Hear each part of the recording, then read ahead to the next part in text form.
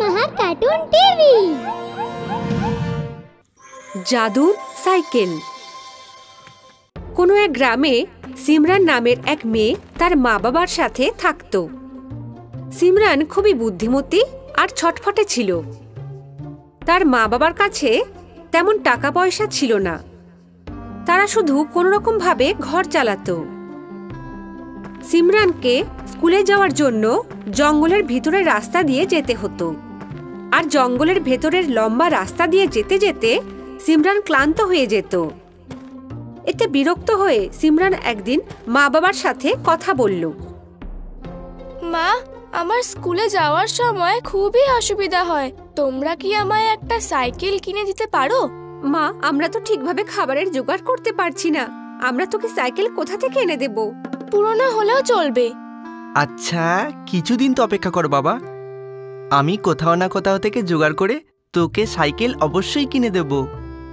বাবার কথা শুনে সিমরান খুশি তো হয়েছিল, কিন্তু এটা বুঝতে পেরেছিল যে বাবাকে পুরনো সাইকেল আনার জন্যেও অন্তত 1 বছর ধরে টাকা জমাতে হবে, তারপরে সে তার জন্য সাইকেল আনতে পারবে।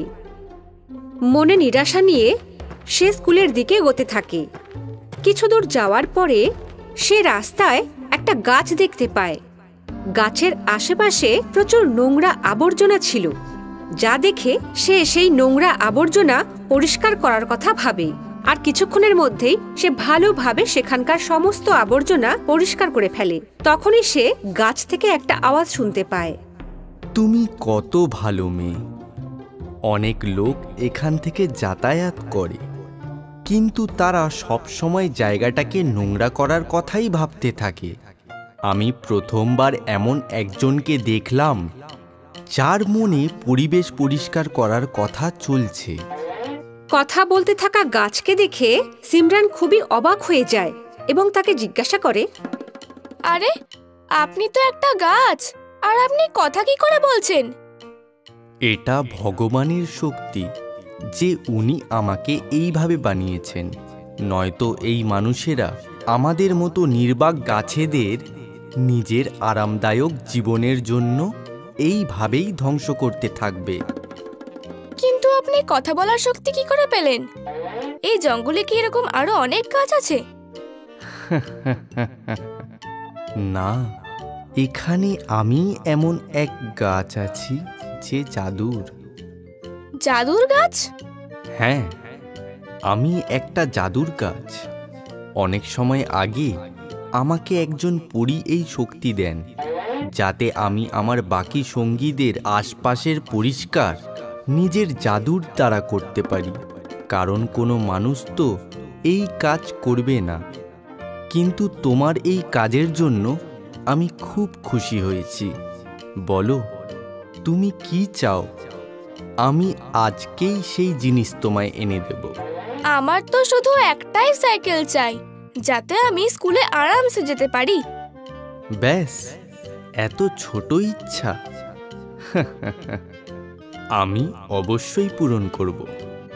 গাছের এরকম বলার সাথে সাথেই সিমরানের সামনে একটা চকচক করতে থাকা সাইকেল চলে আসে, যা দেখে সে খুব খুশি হয়। তখনই গাছ বলে, এটা মনে রাখবে যে কখনো এই সাইকেলের ব্যবহার লোভে পড়ে করবে না। যদি তুমি এরকম করো, তাহলে এই সাইকেল নিজে থেকেই অদৃশ্য হয়ে যাবে। গাছের কথা মেনে নিয়ে সিমরান সাইকেল নিয়ে নিজের বাড়ি ফিরে আসে আর নিজের মা বাবাকে সমস্ত কথা খুলে বলে, যা শুনে তারা খুব খুশি হয়। সেই দিনের পর থেকে সিমরান সাইকেলে করে স্কুলে যেতে শুরু করে। তার নতুন চকচকে সাইকেল দেখে সকলেই অবাক হয়ে যেত আর তার কাছে তার সাইকেল চালাতে দেওয়ার জন্য অনুমতি চাইত।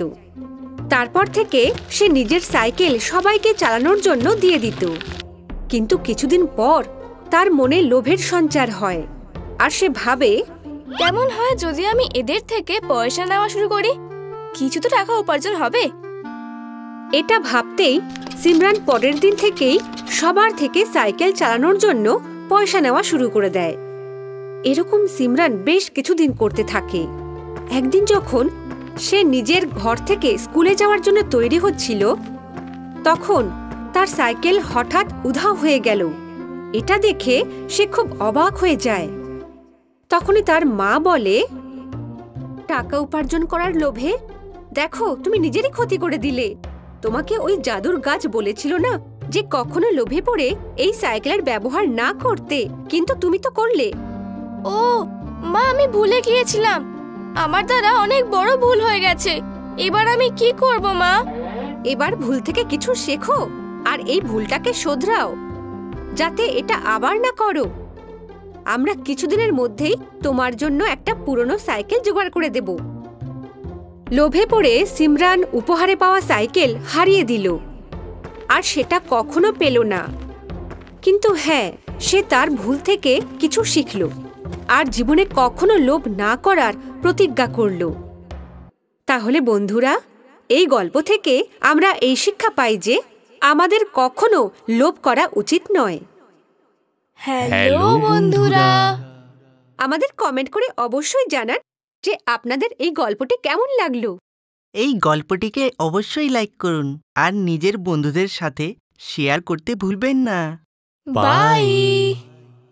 যদি আমাদের ভিডিওটি আপনার ভালো লেগে থাকে তাহলে এটিকে লাইক করুন, চ্যানেল সাবস্ক্রাইব করুন এবং আমাদের কার্টুন শোজ সবার প্রথমে দেখার জন্য বেল আইকন প্রেস করতে ভুলবেন না।